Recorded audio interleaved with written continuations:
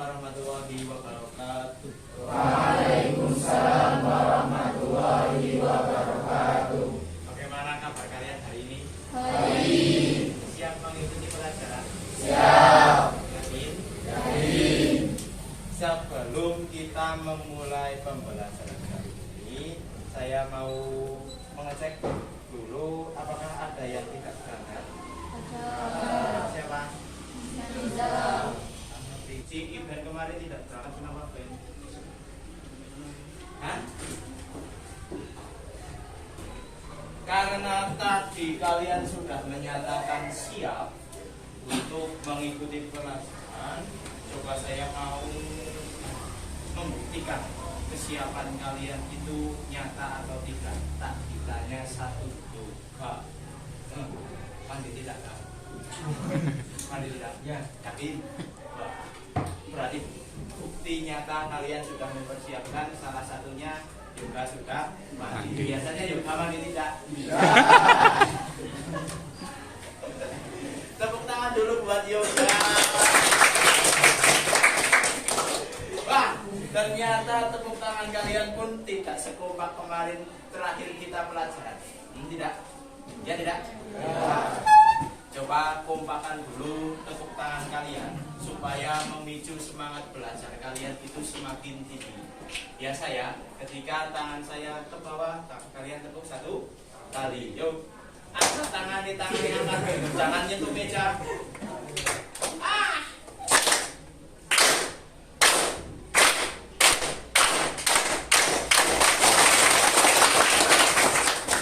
Sudah siap berarti ya?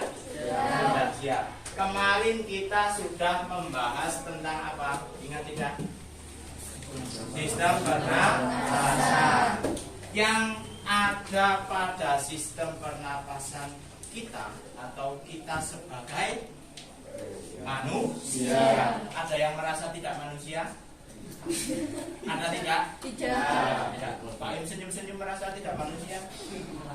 Merasa tidak manusia? Keseharian kita dalam bernafas, apa yang kita lakukan? Menghirup oksigen. Menghirup oksigen. Udara yang kita hirup adalah oksigen. Kemudian mengeluarkan karbon dioksida. Masih ingat jalannya masuknya udara sampai ke pertukarannya? Pertama masuk melalui mana? Hidung. Kemudian faring. Terus faring. Terus trachea. Terus bronkiolus, alveolus, paru-paru. Oke, misal contoh kalian terutama yang laki-laki mesti melakukan kegiatan ketika malam hari tiba, terus terjadi mati lampu dan ternyata tidak hujan, dalam artian padang bulan. Kemudian biasanya kaum laki-laki itu kan keluar rumah, ya tidak? Ya. Apa yang dilakukan? Apa? Iya, membakar kayu, ya tidak? Ya. Suatu ketika kayu itu sudah menyala, barulah terjadi kena tiup angin. Apa yang akan terjadi? Setelah itu, setelah apinya padam, keluar asap. Setelah keluar asap, apakah ada dampak terhadap kalian di sekitar? Apa dampaknya? Pak, itu bukti apa? Iya nyata batuk orang yang enak. Bukti apa? Asap itu akan dihirup kalian tidak? Ya. Kemudian kalian akan batuk. Ada sebuah penolakan bagi organ dalam sistem pernapasan. Dia nggak mau diberi asap. Karena kita sudah membahas tentang saluran pernapasan pada pertemuan kali ini, kita akan membahas tentang gangguan pada sistem pernapasan. Bebas mau perbedaan antara kita dengan dia atau apa terserah. Yang bisa kalian amati. Ya, Fiona apa? Bantuan oksigen. Ada bantuan oksigen. Kamu melihat ada bantuan oksigen dari mana?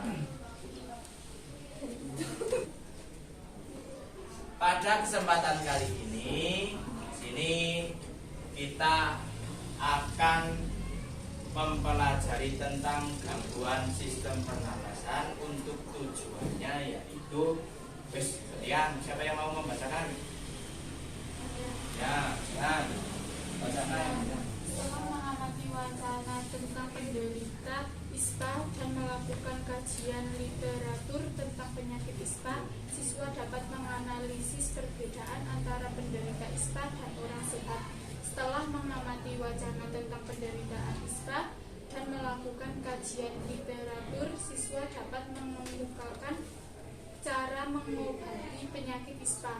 Setelah mengamati wacana tentang penderita ISPA dan melakukan kajian literatur, siswa dapat mengemukakan cara mencegah penyakit ISPA. Cara pencegahan penyakit ISPA.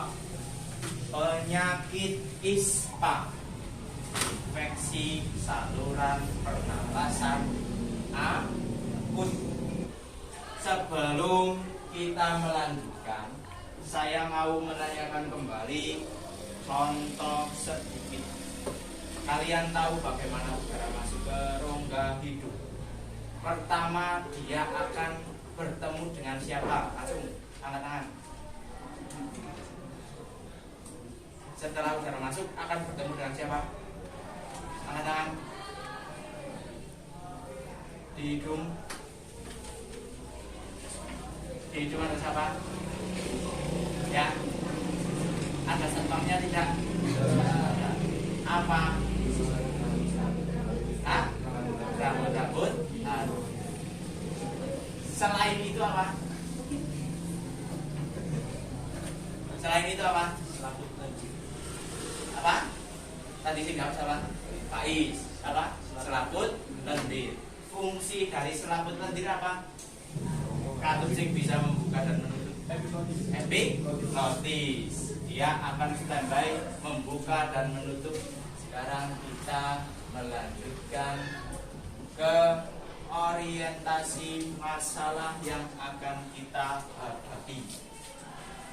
Gantian tadi cewek yang membacakan, sekarang cowok ada yang mau membacakan? Ya, membacakan Orientasi masalah infeksi saluran pernapasan akut ISPA. Pada penyakit menular yang menjadi penyebab utama kematian pada anak usia 5 tahun.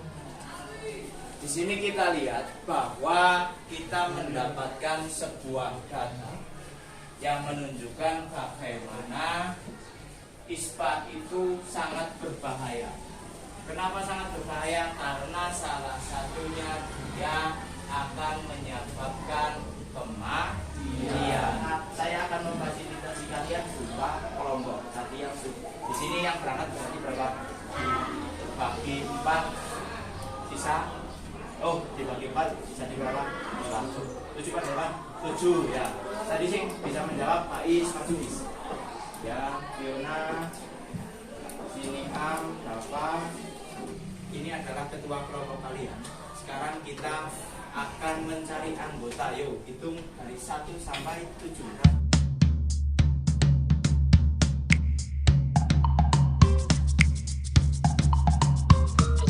Lihat LKPD-nya. Di situ yang pertama, dari wacana di atas, manakah organ pada saluran pernapasan kita yang mengalami gangguan pada penderita ISPA? Nanti kalian cari organ-organ yang mengakibatkan orang itu terkena ISPA. Kemudian apa yang menjadi penyebab penyakit ISPA?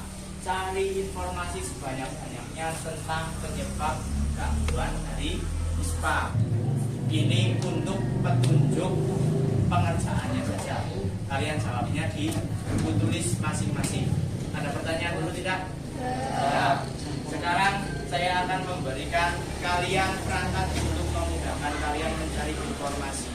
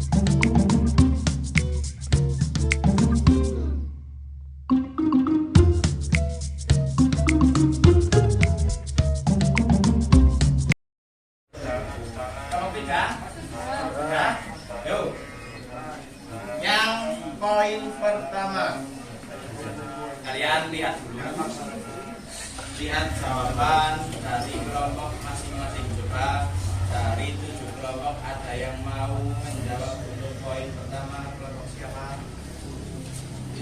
Angkat tangan.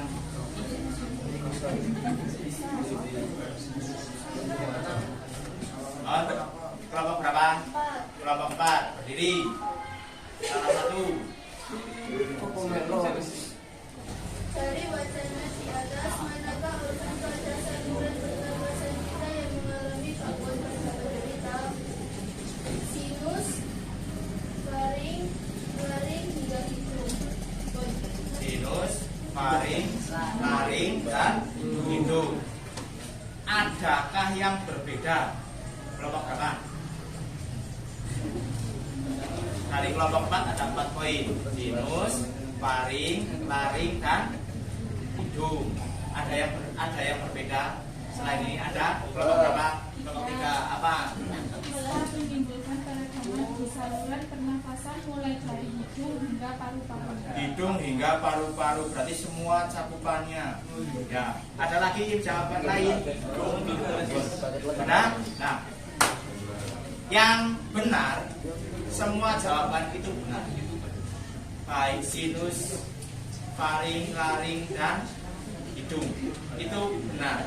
Cuma apa yang disampaikan kelompok 3 itu jauh lebih lengkap. Karena apa? ISPA itu kan merupakan gangguan infeksi yang terjadi pada saluran pernapasan dari rongga hidung sampai ke paru-paru. Entah itu di faringnya atau di sinus. Tadi kan kalau perbedaannya yang kelompok 4 ini spesifik organnya. Menyebutkan apa saja tadi? Sinus, faring, laring, dan hidung. Kalau tadi yang kelompok 3 cakupan dari rongga hidung sampai paru-paru. Itu yang terjadi pada orang yang terkena gangguan ISPA. Sekarang kita untuk merefleksikan pertemuan pada hari ini.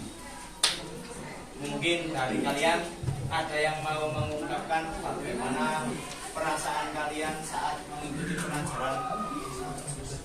pelajaran yang sudah kita lalui ini. Ada? Yo, Fiona. Hah? Sedikit sedikit susah karena menggunakan laptop. Ya. Ada yang merasa kesusahan? Kesusahannya di mana? Ketik, karena kalian belum terbiasa. Mencari informasi menggunakan jaringan internet bisa lebih mudah atau lebih susah? Mudah. Tetapi karena kalian belum terbiasa, nyatanya kalian dibuat susah. Ada lagi? Ada lagi tidak? Bisa, Udah? Nanti soal evaluasinya saya kirim di WA grup ya. Kalian kerjakan untuk soal evaluasinya. Untuk pertemuan kali ini kita cukupkan sampai di sini. Kita akhiri dengan bacaan hamdalah bersama. Jangan lupa soal evaluasinya nanti saya kirim langsung dikerjakan besok dikumpulkan ya. Sekian dari saya. Jangan lupa kalian mempelajarinya kembali. Assalamualaikum warahmatullahi wabarakatuh.